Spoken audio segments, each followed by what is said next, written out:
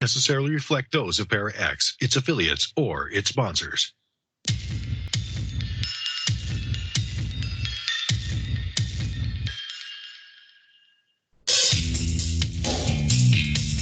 Supernatural, metaphysical, paranormal.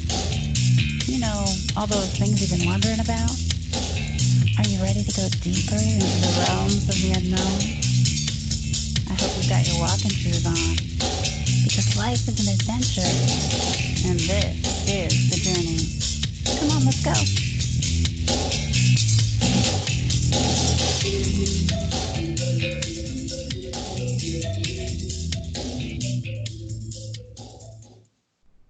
Hello and welcome to the show, everyone. It is Wednesday night, and this is the Journey Radio Show. I am Jen Cruz, your host, and we're showing up as the She-Squatchers, because of course we're going to be talking about Bigfoot, and I have my trusty teammate on the line. Hey, Jenna, are you there?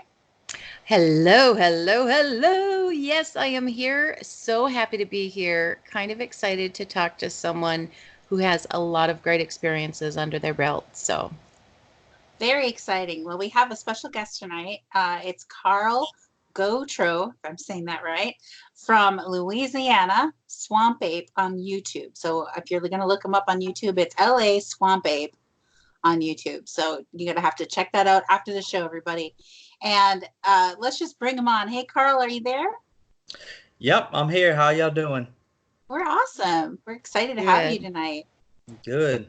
So I gotta say, I got an email the other day from a listener, and this only happens every once in a while that a listener will email and say, "Hey, you know who I'd really like to see on your show is this," and that's how we found, got you on the show. When somebody emails me and says, "Hey, I want to see this person on your show," I'm like, "Okay, let's check this out." So, so you come recommended, so that now we have high expectations. Hey, yeah, I'm just glad to be here. And, that's originally why we started doing this, just to spread awareness because, we were having some crazy things happening in the past. We just blew them off to, just regular neighborhood noises. Oh, that's the neighbors, and we got some big surprises. Believe me. I mean, we weren't ready for what we actually found. Well, tell me what happened? What started all this? What happened? Well, it really all got started on December 4th, 2018. What had happened, I worked that day. Rachel works from home. So I come home. Rachel asked me if I could go feed the dogs. I said, sure. Went outside, fed the dogs, started throwing the rope, have a little rope with two knots on the end, have two black German shepherds, started throwing the rope to them. And, we were just outside playing. And I just happened to notice that, they wouldn't come like directly towards me. They would come to the side of me and bring the rope and drop it. So, we were just out there playing a few minutes and one of them just happened to drop the rope. And I just looked down and I saw this huge human barefoot footprint. And I was like, what is that? Because I know I wear a size 11 and a half, and my son, he might have a little bigger foot than me, and might be a 12, but I'm like, man, this thing is gigantic.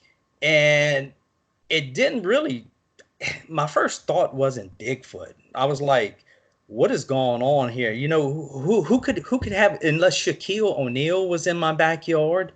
I mean, this was a 17-inch footprint. And I don't know if you've ever seen the footprint, but it's oily. It looks like it's something had stepped in oil or grease. And this thing stayed around for at least 5 days on the concrete, almost like stained the concrete.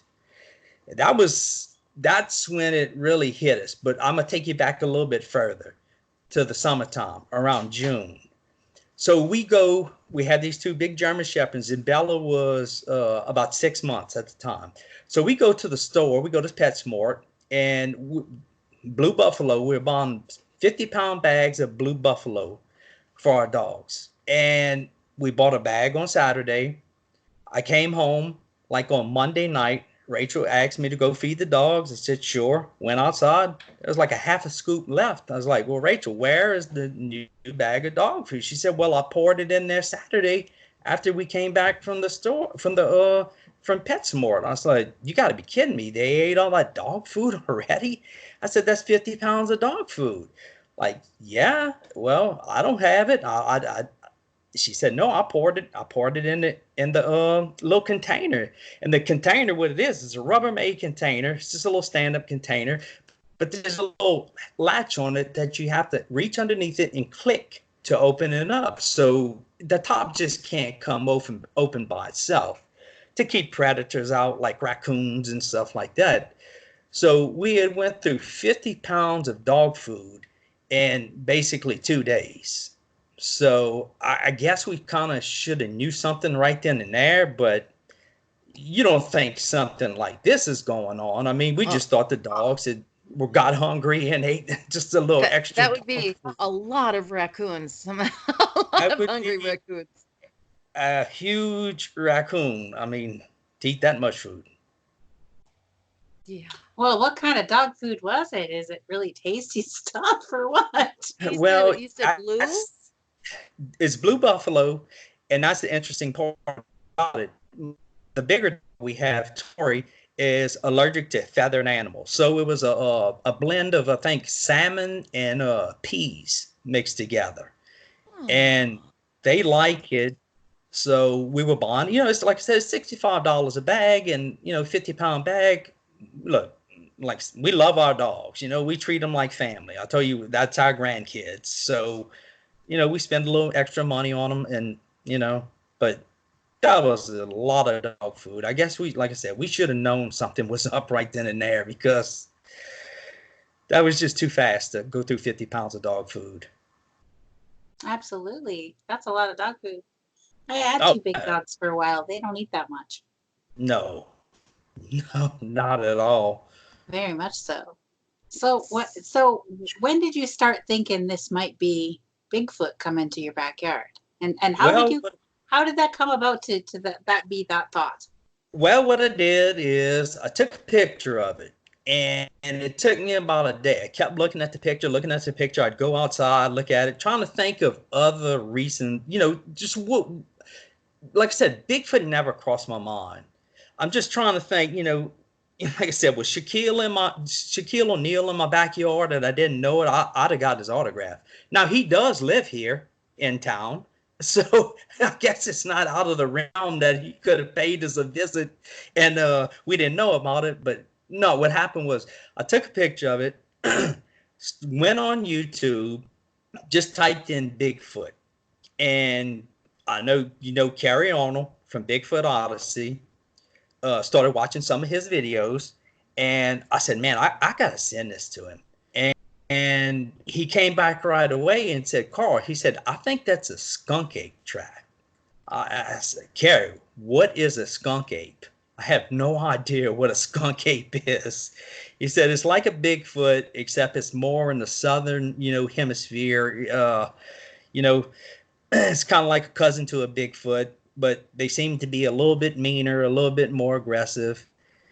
And I'm like, okay, well, you're telling me something, I can't even fathom right now. This was such a shock to our system.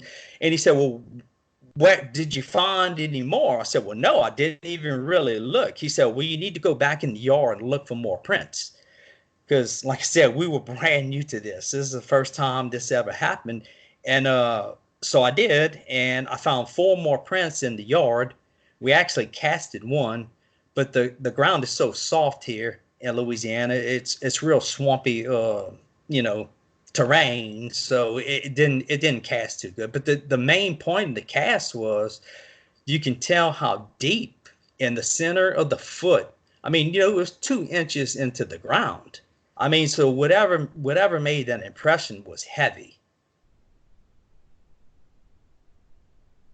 So how much deeper is your footprint than one of these, or one of these than yours? To be honest, I'm 5'11". I weigh 170 pounds. When it's wet like that, I don't even make an impression in the ground. I mean, so this thing must have been like 3 or 4 times easy my weight to leave an impression in the ground like that. I think that, out of everything we have, all the videos, all the evidence, the hair samples, I think the most impressive thing to me is that footprint on the cement. You don't see many of those. And it tells you a lot. I mean, once I started looking into it, you can look at it and you can tell exactly where the weight is on this foot. It's almost right in the center of the foot, more, a little bit further back than I guess what ours would be. I mean, And it has smell. yeah, and Rachel, she's right here too. See, I forgot about that part. So he Hi, asked us to Rachel. do it. He Bye. asked us to do a crazy thing. He said, "Can one of y'all go smell it?" Well, I have sinus issues. I actually need sinus surgery, but Rachel has a really, really good nose. So Rachel went and smelled it, and she said, "Oh my God!" She said it smelled like stale urine and what, a porta potty. And she finally convinced me to go smell it. So I did. And to me, it seemed like that. It seemed like a porta potty sitting out in the sun down here in 100-degree heat for a week.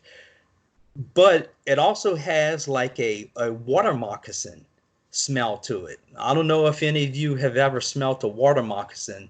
What That does it smell funky, like? it's a pungent, skunkish odor. Almost smells like dead meat or dead fish. Like a combination of funky things. And they'll do that just to give you a warm, kind of like a rattlesnake. They'll put off that pheromone you smell them before you see them. Is that what you believe, that they're giving off that pheromone, that smell to deter people from, or to have people avoid coming closer? Well, you bring up an interesting point, because I did a video one night where Rachel, not too long ago, a couple of weeks ago, Rachel came and told me, she said, "Oh my God, that skunkish smell is out there again." I said, "Well, I'm going to go see." And as soon as I walked out, I had my camera recording, and I caught some eye shine right on the side of our shed. And somebody comments, I think they were actually kind of taking a shot at him. He said, "Well, shot at me, saying, well, I don't think if my wife told me it smelled like a skunk outside, I would be that stupid to go outside, because these things can spray." And I thought, maybe that is one of their strategies. Because usually if a skunk is around, you don't go near that smell because you don't want to get sprayed. So maybe that is one of their tactics that they do use. Very cool. Make sense. Yeah. And it's something we've talked to people about too. So it's interesting hearing your point of view. That's awesome. I mean, that's the only thing I could see, and like I said, man, this thing is so oily. Like I said, I don't know if y'all had seen the pictures of it, but it's just this oily residue. And we even have a stick that we found leaned up against a tree. And I didn't know, like, this is in the beginning. I didn't know not to touch any of this stuff. I just go grab it because I thought the dogs might have been playing with it. And if you go to the Bigfoot Odyssey episode, I think it's episode 7, where Carrie shows there is a big handprint on this vine that was leaning up against the tree. So their skin here, I don't know about everywhere else, but here is very, very oily. And I guess if you're living in this type of terrain, you would have to have that, because I mean, I can't imagine, living out in a swamp, because I live, half a mile from the largest swamp in America, which is a Chafalaya swamp. A lot of people think it's the Everglades, but it's not. This thing is huge. If you ever have time, Google it. It takes up half the state and runs all the way to the Gulf of Mexico. So to live in that type of terrain, I mean, you would have to have some kind of coating on your body just to survive. And go ahead. No, I was going to say the one I've seen, and what other people say is, their skin is gray, which I saw that with the one I saw running that day. But the interesting part about it is the mud here has a lot of clay in it, which you dig about a foot deep, you run into a clay type surface, which is great. So here, if you ever get caught in a swamp and the mosquitoes are eating you alive, one of the first things you do is rub yourself down completely with mud. And the mud here just happens to have a grayish tone to it. So I don't know if that's their actual skin color or they're just doing that. They know that, hey, if we rub this all over us, we won't get eaten up by mosquitoes. I mean, just a theory. I don't know if it holds true or not, but I never thought of that before, that it's possible that that's mud coloring their skin. That's an interesting idea. Yeah, it makes sense. I See, have Sherry in the chat room. She's asking if he is near Lafayette. yeah, I'm in Lafayette. I'm on the outskirts of Lafayette. Yes, ma'am. Awesome, awesome. And I hear Stephen Hill is in the chat room saying something about skunk apes residing in the Florida swamps, but obviously you're in Louisiana. Right. And, you know, I think Kerry said the reason why he called it a skunk ape is he said there's a pronounced little S curve in the heel. And he said the only place he's ever seen that before was in Florida.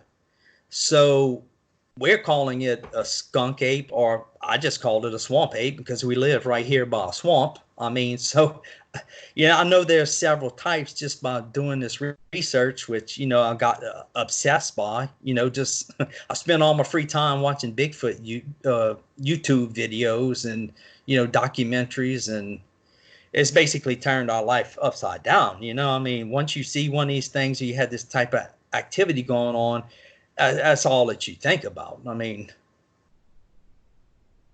very interesting. Now, without me looking at a map, I wonder how far you are from Florida. Is it far?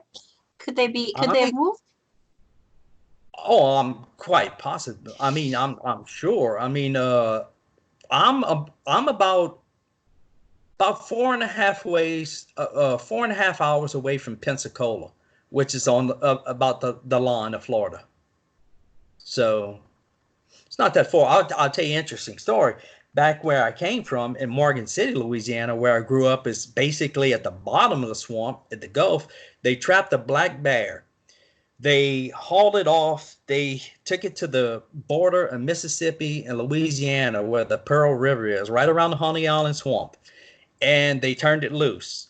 Within a week, that bear, they had put a tracking collar on it. In a week, that bear was back in the same spot they trapped it from. It was actually in the Wendy's dumpster.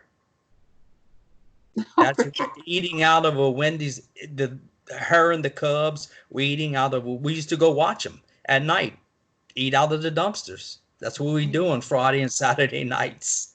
And they finally collared it, brought it. Man, that's from here. That's about a 3.5 hour drive, and it was back within a week. Exact same spot. Isn't that fascinating how they can figure out how to get back to where they were taken away from? Exactly. That just blows my mind that they are that aware of where they are. Yes. Almost how like to get back. That. Yeah. And that is definitely a mystery to me of how animals know how to get back to where they came from. Exactly, when they're driven that far away. I couldn't do it, but they seem to be able to. I can barely find my way out of a hotel room and go the right way in the hallway, and Jenna knows this is true. But but she asks me to help her. No, you're wrong. I'm just teasing. No, Jenny is pretty good. I mean, I'm a little bit better when it comes to finding our way in the woods. I'm just saying, Jen. I can find the spot from Google. I can find it straight. But once I'm there, I get a little turned around sometimes. I don't know what that was all about. But speaking of what things are about, oh my goodness, you had so many videos out there. I really didn't get to see very many of them. I just tried to skim through them. My gosh, tell us a little bit about those videos. I know we're about 10 minutes away from the break, but I really wanted to hear, maybe even one of the videos that is like your favorite video? What's one of your favorite videos out there? I'd probably say either that weird howling video or the whoops we recorded. Those probably are, I guess, the most interesting. I mean, other than that, I mean, we just have more of the same. I kind of got tired of just posting videos of them throwing rocks and hitting our house because it kind of became redundant. I mean, and I'm gonna tell you one thing too. I mean, if we change one thing in our backyard, I mean, I'm just talking about maybe moving a dog kennel 2 feet. It drives them crazy, and they get mad and they start throwing rocks at the house and start grunting and howling. They were throwing these little chunks of cement at our house. It wasn't even rocks, it was little chunks of cement.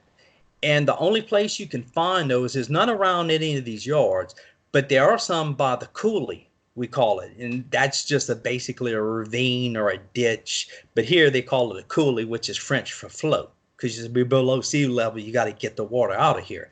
So for them to take rocks from there, bring them to my home, and throw at my house, that's intent. That's thinking. The best piece of advice Carrie Arnold ever gave me was, don't treat these things like an animal. Treat them like a person, because they are that smart. I mean, they are sharp. I mean, everybody says put up lights, put up lights, put up lights. But if you watch any of our videos, I mean, we could go hold a football game in my backyard right now. And lights do help because it does push them further back, but they're just going to stand right on the fringe of where that light falls. And they know it. I mean, it blows your mind how smart these things are. I mean, you're almost dealing with that's what I call them. People always ask me, well, what do you think these things are? I think they're a race of people. A race of people, ancient people. Everybody's got one. 1,000-year-old cave drawings. I think they might have been along, here with the Native Americans, or maybe longer. I mean, they seem to know the most about them, and you never hear them refer to them an animal, ape. They always call them a race of people, which I agree 100%. I do too. Definitely. So I remember when you first wrote to me about this, you said that when you started experiencing things, you put up like a nanny cam in the backyard. Right. And then things started changing after that. Can you tell us a little bit about that? Yeah, that's kind of like when we put up the nanny cam, it's cheap. I mean, they're about $100. You can get them at Walmart. So I wanted to catch them. I was like, man, I want to catch this thing, coming in my backyard. And I think I was pretty close. I think we were really, really pretty close. But when we put that camera up, that seemed to change the whole game. And a lot of people said, well, they know that you're on to them.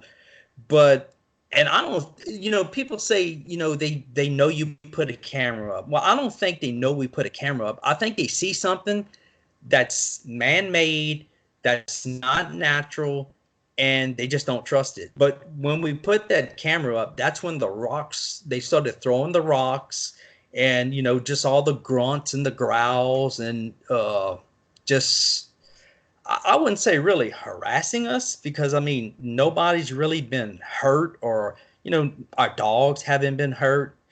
So they do protest. I'll call it protesting. And one night, I think the first night we recorded, if you ever watch my videos, if you look straight ahead, there's just a storage shed, but to the left, there's a small apartment. And we put the camera in the apartment facing the house, because like, man, I'm going to get him. I'm going to get him coming underneath here, because that's the way the tracks were going. Well, the first night we put the camera out, I go in the next morning to check it.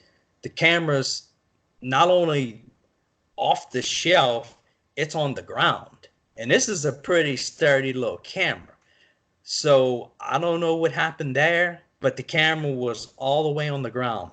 We had recorded some stuff, but it had stopped after it got knocked down. I'll say it got knocked down. I don't know. It could have fell. I'm not sure. But I mean, you're talking about a 4 or 5 little inch or maybe bigger ledge. I really don't. There was no wind. And I didn't even take the screen off. I just cut a little hole in the screen and where the camera could, shoot out. And I don't know how that camera fell to this day. I really don't. Interesting. Did it capture anything before it fell? It didn't catch anything. Well, just the normal weird noises. I call them monkey sounds. Sometimes it sounds like we're living in a zoo. And it didn't catch anything that time. But another video I'll bring up is a really good one that we caught with the Nanny Cam, is that tree knock video, which, I mean, that sounds like it was right there on a big tree in my yard, probably maybe 30 feet, maybe 20 feet from the camera. I mean, that thing is loud. It sounds like Mark McGuire with a Louisville Slugger hitting a tree. I mean, I don't even know if I took a baseball bat, I could replicate that. I mean, that's a crazy video because my dog's right there above the fence, and you hear the loud tree knock, and my dog just walks off like nothing's wrong and goes check on the little dog who was in her kennel. But she came around and she laid down on that cement, and she was trained on that one spot the whole time. Wow. And there is a question in the chat room from Darla is asking, do your dogs ever hear anything out there? Did they ever give you indication that they're out there when it's happening? Oh yeah, in the beginning. I mean, and you can watch on the videos. I mean, they would take off. It's always one section or two sections of the fence. They never run anywhere else. They run to one section right by that tree, between the tree and the shed, and then the other side of the tree. And they used to take off, both of them, take off wide open, barking and, just raising Cain. And at times they would do the same thing. They would take off towards the tree, and they would just get to the tree, and it's just like they were just looking up, like fascinated, like they're almost like seeing an old friend or, somebody they knew. And we think they were feeding them. I mean, because we have several videos where they just run up to the fence and you can hear something coming through the leaves, and you see something hit the ground, and the dogs walk over and they smell it for sure. I don't know if they ate it because I can't really tell on the video. So I think they were either feeding them crawfish out of that coulee or maybe some berries or something. You think they're feeding your dogs? I think they were. Yeah. I think they really were, just to hush them up. Oh. But very interesting. They never have tried to hurt them. People say that they kill dogs, and I kind of have a theory on that too. I mean, our dogs are German Shepherds, so I think they may associate them with wolves, because you hear stories about seeing Bigfoot with wolves. So maybe they associate them with wolves. I don't know. I'm not sure. What's going on there. That's an interesting idea. I think it could be possible, very much so. Well, the night I found the footprint, or that night that they must have left the footprint, we had a small dog. She had been spayed. She had to stay inside. So our other dog was staying outside. So I asked Rachel, I said, well, did you put Tori in the apartment? Because she sure is quiet. And she said, yeah, now she mentioned that, she sure is quiet. So I said, well, I'm going to go check on her. So I just went to my back window and opened up, the French doors. I just cracked the shade on it, and she's in her kennel, just laying down. It looked like she was like depressed, or like she lost her best friend. And Rachel brought up the fact, well, she might be missing Bella. Well, that next evening when I came home is when I found the footprint. So she was just maybe staying in her kennel to be safe. Well, in that howling video, you can watch. She takes off towards that fence, and she gets about maybe 5 or 6 steps, and she just stops, and her tail goes down, and she just completely turns around and just walks back. Because my other little dog I think she's just scared. She was just scared to death, and that's the dog you hear yipping on that howling video. And I don't know, it's kind of disturbing because you can kind of tell like she's in pain, or I don't know, or she was just scared to death. But when that was going on, that woke us up. So I'm standing, this is my bedroom window right here. I'm standing right here at night. This is 2:30 in the morning. That howling woke us up. I'm trying to look out my window. I don't really see anything. And it's so loud, the window is rattling, and I could feel something thumping, almost like thumping me in the chest, like a boom, boom, boom, boom, hitting me in the chest. Was it your heart? I don't know if it was or not, to be honest with you. I mean, it was so crazy. That could explain the thumping in my chest, but I don't know what made the window rattle, because in that same video we have a pair of pants hanging from the tree, a pair of blue jeans, and when that thing goes off, those blue jeans start to swing, and when it stops, they stop, and when it goes off again, those blue jeans start to swing, and there is not a breath of air. So I don't know. Some people say that's sound waves. Some people say that's infrasound. I don't know. Like I said, we really don't know anything about this. I mean, we talk about two country bumpkins who don't know the first thing about Bigfoot, except there's, a guy running around in a cheesy costume trying to sell beef jerky. All right. So with that, we really have to go to our break. So stay tuned, everybody. We'll be right back. Okay. All right. Good job.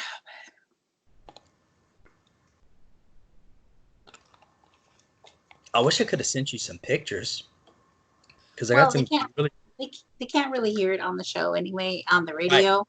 Right. Just so you could have saw them, Yeah. I want to tell you about the story that I got, the one looking over the fence, the picture, because that was weird. You know how you hear people talk about mind speak? Well, when I hear that, I think of something, actually you're hearing something in your head, and that may be the case, but this was totally something different, and I'll explain it when we come back if you want me to. Yeah, that sounds exciting. That sounds like a good story. Yeah. I mean, it was weird. It was weird because we were kind of on to them then. And look, I'm going to tell you now, I'm scared to death of these things. I won't even go in my backyard at night when it gets dark, because these things are just too big and just too powerful. I mean, and I want to tell a story about the one I saw running. That was strange. That was weird. How long has this been going on again? You said it started when? What year? Well, when I found that footprint, it was 2018, December 4th. But looking back on everything, we didn't know what the signs were. So we think this has been going on for 20 years since we lived here. And we just didn't know. We just wrote off the neighborhood noise. That's the kids making noises, and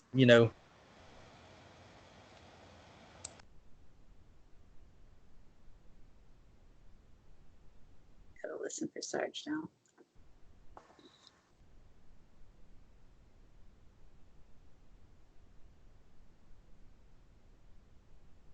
Ten.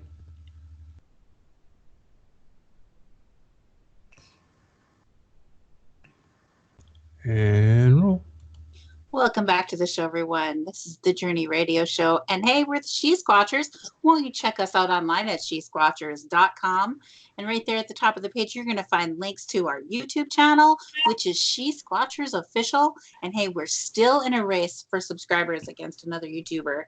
So please, please, please, if you haven't already, go to our YouTube channel and click on the red subscribe button and turn that button gray so that you know that you've subscribed to our channel and help us win that race. Mm-hmm. And also come over to our Facebook page at She-Squatchers Official and give us a like there. That's where we're going to be posting most of our up-to-date information. I do have an announcement to make about an event. We were scheduled to be in Washington this month. We were headlining the Yakima Valley Bigfoot conference out there. It was a huge event. We were really looking forward to it. And because of COVID-19, it has been postponed until October, but we're still going to be there. We're still going. It's still on.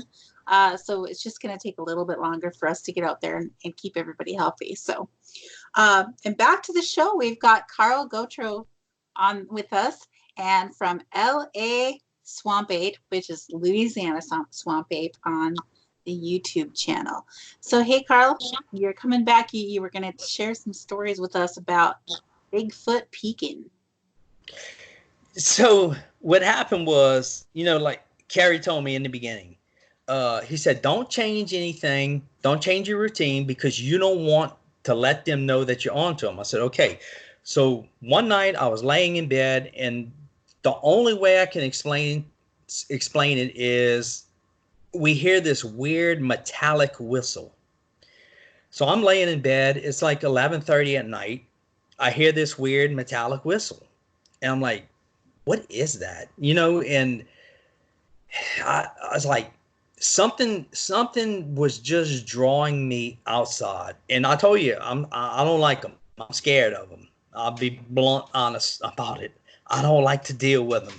So I was like, I gotta go see what this is. And I was like, no, I'm not going. And it was like an overwhelming feeling. I mean, I gotta go. So I went. So what I did was I went. Carrie said, don't change anything. I said, okay, I'm going to go act like I'm feeding my dogs.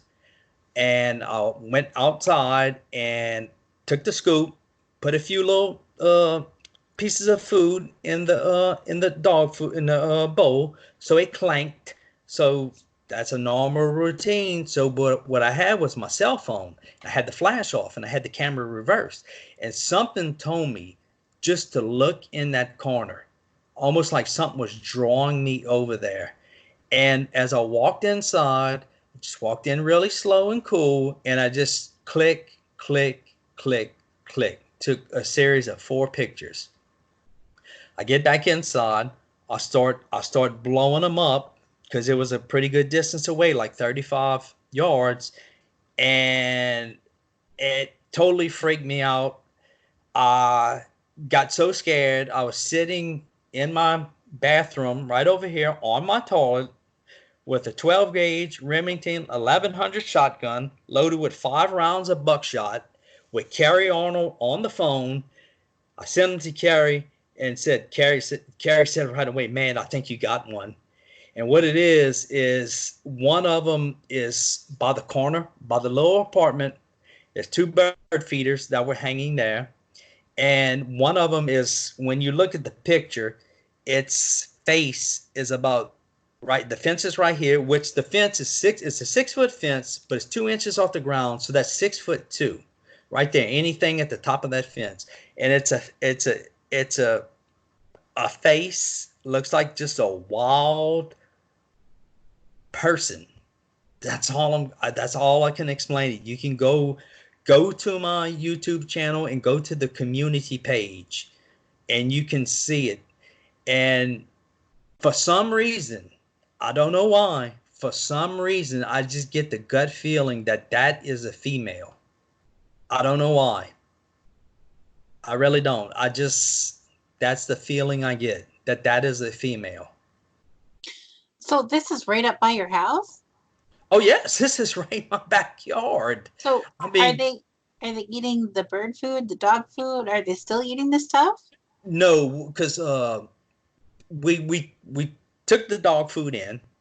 We took the dog food away. We put up the camera, but you bring up an interesting point about the bird feeders. Poor Rachel, she was trying to feed the birds. She would go fill up the bird feeders every night, and the next day she'd come and they were empty, completely empty, not a seed left. And one of them has a screw on top. I mean, it has like 4 or 5 threads on it.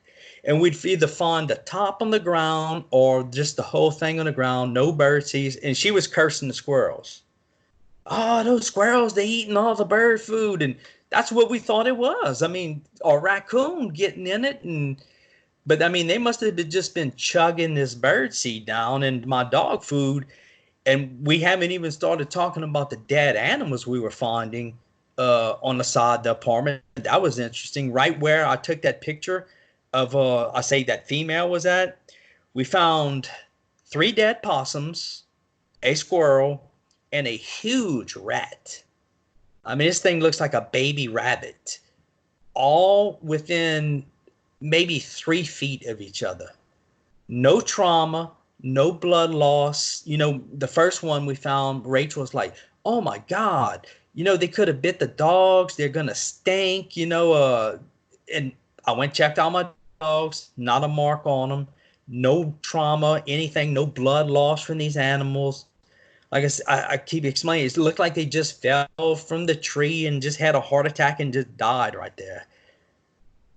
So people say that they were trading us possums, rats, and squirrels for dog food.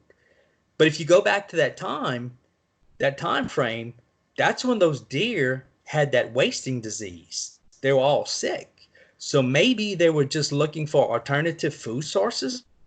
I don't know. You know, you do hear a lot of stories about Scott Carpenter. That's basically how he got started his house over dog food. So I don't know if that had anything to do with it. That's just a theory that I have. Maybe they were just looking for outside, because they knew the deer were sick way before we did. I mean, you know, they live off of these things, deer, hogs, and, you know, turtles. That's interesting. Another interesting thing.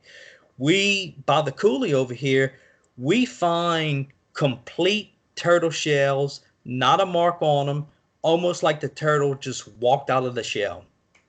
And I grew up in a swamp. I've never seen a whole complete turtle shell like that with no turtle in it.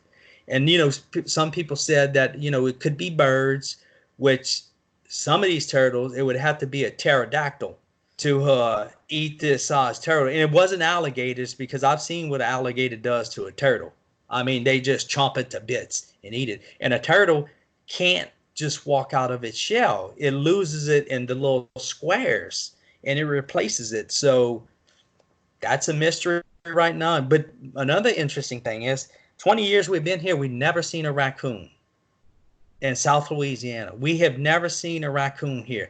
But we do see possums, we see coyotes, even seen deer. I mean, so I think they might eat the raccoons, and they don't mess with the possums, because everything I never ate a possum, and they probably never will. But with everything I hear about a possum is they're real greasy and just nasty. You really don't want to eat them, but some people do. So I'm not knocking people who eat possums. You can eat what you want. I mean, I would eat the dog food before I ate the possums. And there was this lady in the corner right here. She had about 20 feral cats that she was feeding. And she's down to about 2 or 3 now. Now, that could be coyotes. You know, not everything is Bigfoot. But I just find it interesting that, you know, all these cats, and we don't see a raccoon in South Louisiana. I mean, that is very strange. Even in a subdivision, you know, it's almost like a blackbird, you know, in other states. They're very plentiful, and we never see any around here. There's lots of raccoon in Minnesota, North Dakota. You see them crossing the road. Yeah. Or dead on the side of the road all the time. Right. That's it too. I'm lying. We did see one dead, last week for the first time in 20 years. But it was about 3 miles from my house.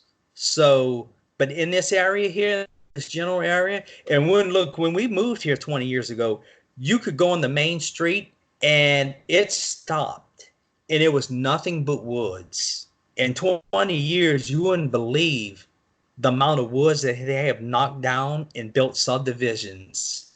I mean, these beautiful subdivisions, beautiful homes. And, people say, well, why do you think these things are coming to your home? I said, well, what if they built our home on top of their home? So they automatically just assume this is their land. And, hey, when we make a change, they don't like it because we're actually changing something on their land. I mean, you got to look at it in a way. I kind of feel bad for them because they're knocking down these woods at like unbelievable rates and filling in these swampy areas to build, shopping centers. And I think they're just running out of room. Well, Sherry's in the chat room and she's asking, how far away does Bigfoot roam? What do you think their territory is? How big do you think it is? Well, like I said, we live right here by this huge swamp, and I can't just watching them. I think what's happening is what they do is they come out of that swamp, and there's still little pockets of woods that they haven't tore down, and I think they kind of use them as staging areas. Like they might move into an area, then maybe spend a couple days there, then move into another area, then move, and then I'm telling you, this is not the only house they're coming to. We're just the only ones admitting to it, or like I said, other people just don't know the signs, because you can hear tree knocks, you can hear whoops, and that's interesting. So I'm eating lunch one day. There's a Louisiana wildlife and fisheries agent eating, and I said, well, I'm going to go talk to him. Finally built up the nerve, and I asked him point blank. I said, what in the state of Louisiana animal, bird, whatever, makes a whooping sound? He said, nothing. I said, are you sure? He said, yes. He said, I asked him, I said, not even a whooping crane, which we have? He said, oh, God, no. A whooping crane makes the god-awfulest squawk you ever heard in your life. And he's like, why? Are you hearing whoops? I said, yeah. He said, well, where? I said, at my home. He said, well, where do you live? I was like, well, I got to go. It's time to go back to work. I didn't want to, elaborate that much on it because I heard what they do. I mean, I know for a fact that one of them was caught on video in a dumpster at one of the casinos in Lake Charles, Louisiana. And many people witnessed this. They even have video of it, and they called the wildlife and fisheries, and they came in with federal agents, seized all the footage, told them, we're going to put a bear trap up. You saw a bear. And the guy said, well, I don't know if I can turn this footage over. Well, this casino is owned by Harris. The federal agent left. He comes back 5 minutes later with the president of Harris Casino on the line and tells him, you hand over that footage right now or you're gone. So the guy had to hand over the video footage. They never did catch the bear, which I don't think it was a bear because too many people saw actually what it was. And that's their line. If you call, and people say, have you called the wildlife and agency? I said, nope, sure didn't. I'm not gonna either, because that only brings hardship on yourself, because they're gonna tell you it's a bear, which you clearly know it's not a bear. They're gonna put up a trap. They're not gonna catch anything, and they're gonna say, well, we must have run it off, and see you later. So. Well, I've got a question for you, speaking of people and sightings and things. Now, tell us, do your neighbors know that you're looking for Bigfoot? And if they do, how are they towards you? Have they changed a little bit, or are they the same good old people? No, we showed all of our neighbors all the videos, everything that we have. And, I'm sure at first they probably thought we were completely nuts. But my neighbor's dog right here in Astronomy refuses to come outside, won't even come outside to use the bathroom. And every once in a while, Bella, our smaller dog, during the daytime, she will just start howling and cutting up. And she finally called Rachel one day and said, okay, what is she seeing? She's seeing something. And I think they're starting to buy in, slowly but surely, because it is a lot to take in. I mean, Now, are these neighbors seeing the same kind of things that you are, or is it just okay? That's the crazy thing about it. We played that howling video for them, and nobody heard it. Nobody seen that they admit. Now I know my two neighbors on the side well enough that they would admit if they saw anything, but nobody else has heard it. Rachel even put it on the subdivision app, and people came back and said, "Oh, that's coyotes. That's bobcats, and that's not a coyote. You can just go listen to it." But one lady came back and said, "My son said he thinks it's the Bigfoot." And that interested me because, like, why is a 5 or 6 year old kid?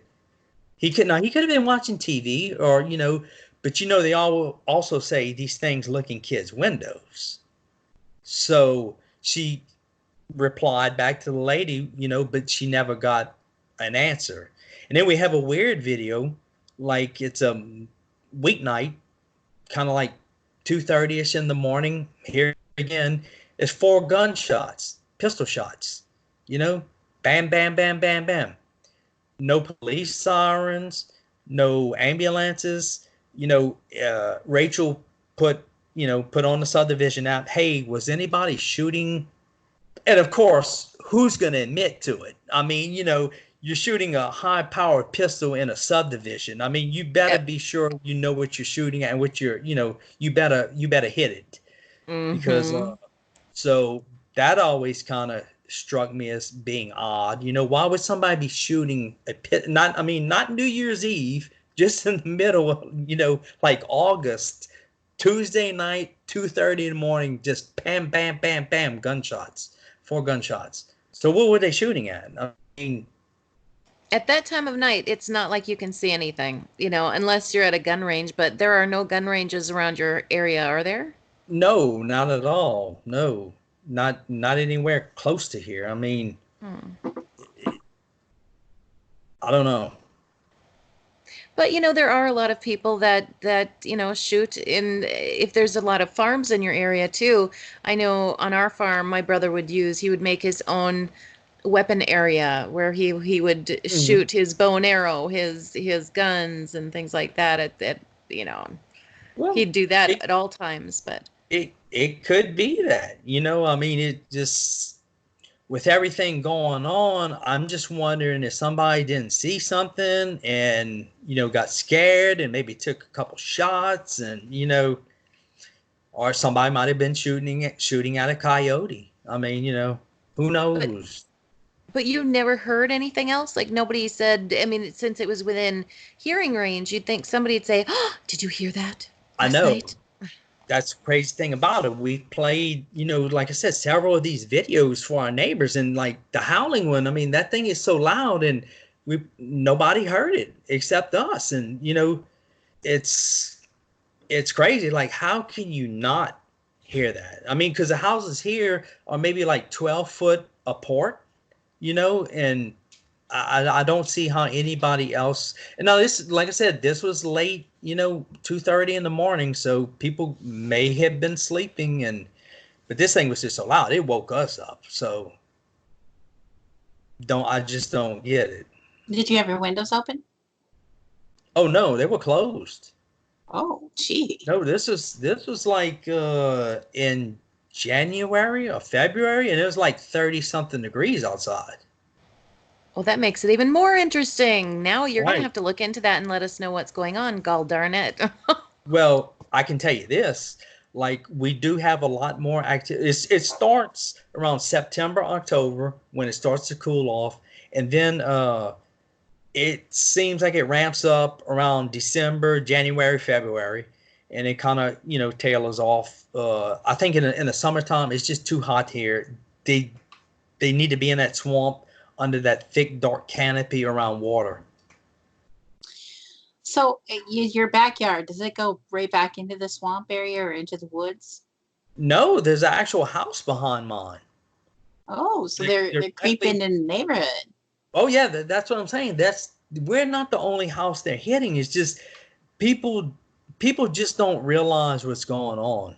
And look, I'd come home from work, or sometimes if I get off of work, I'd go drink a couple beers with the boys, and I come home at night. Rachel would tell me all the time, Carl, sounds like somebody is walking in the attic. I'm like, Rachel, it's 200 degrees in the attic. Nobody can survive in that attic. And I'd go up and I'd check, and there was nothing. And I just wrote it off. It's just water or air in the pipes or something. But you hear about these things walking on people's roofs all the time. I don't know if that was happening or not, but it looks like it stopped. Since we put the camera up, I don't think they've been in the yard. So you think they can sense the camera? I think they can sense that there's something there that they don't trust. I don't think they know it's a camera, like we know it's a camera, but they see something man-made. And when we did put it up, they did throw rocks. If we trimmed the trees, they throw rocks. We put some pine shavings a couple of months ago.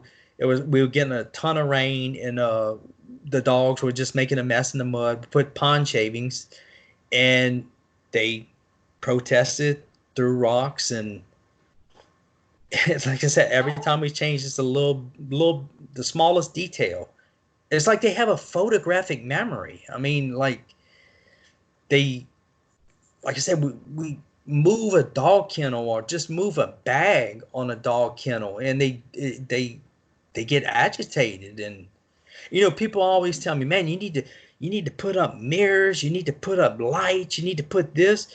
Well, okay, but what happens if this makes them more angrier? What are they going to do? They throw on little rocks now. What's the next thing? They're going to be throwing trees through my window? No, you go try it out in the woods if you want. We have to live here. You know what I mean? So if you want to go 200 miles in the woods and try that, go ahead. But I'm not going to try that because I don't know how they're going to react. Here's me thinking I'd probably leave a jar of peanut butter out there and see if they can unscrew it. Well, a lot of people have told us not to do that because we were actually feeding them and didn't know it. And they said the worst thing you can do is feed them, because then they see you as a food source. And what happens if you go on vacation for a week and there's no food? Then they really get agitated. I can understand that too. Oh, my favorite video. Which one is yours? We actually got a face, the enhanced. Oh, there's one video a guy did for us, and they always play peekaboo behind the shed. The old peekaboo. They look out, and we even have one Bigfoot Tony did for us where it goes underneath the fence, it comes up and it looks and it goes back down. It's on my channel. And Rachel's favorite is, I can't remember the guy who did it. Well, what is the name of the one you were just talking about? So if anybody wants to check that one out, they know which video to watch. I think it's called Head Popping Up Bigfoot Tony Breakdown. Okay. That sounds awesome. Because look, in the beginning, we didn't even know how to name these videos. I mean, like the howling one, I'm like, put it up there like, hey, does anybody know what is going on here? Or what is this sound? And one guy came back and said, man, you need to go listen to what they called the Ohio Howl. Didn't even know what the Ohio Howl was. But I went and listened to it. And I said, well, whatever was recorded on that Ohio Howl, I had one in my backyard. Not saying what it is, but it's almost exactly what they have recorded on that Ohio Howl, except a heck of a lot closer. Gotcha. That's exciting. Well, the ones I know of in Ohio are a little more aggressive too. So, I mean, and that's the thing. I mean, they've, like I said, they haven't hurt anybody, anything. Maybe said broke a couple fence boards, and then the only time they really get aggressive is like when we change things. They don't like change for some reason. They do not like change. That's when we get a rock thrown at the house, or whatever, the grunting, or the growling, or foot stomping, the thumping, doom, doom, doom. I mean,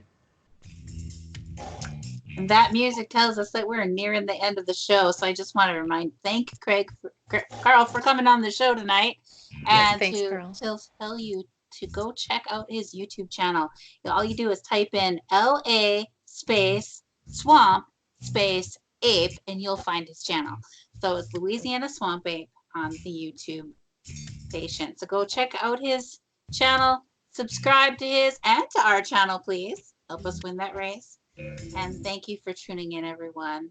And have a great week. Stay safe and stay home. Good night. Good advice, Jen. Good night, everybody.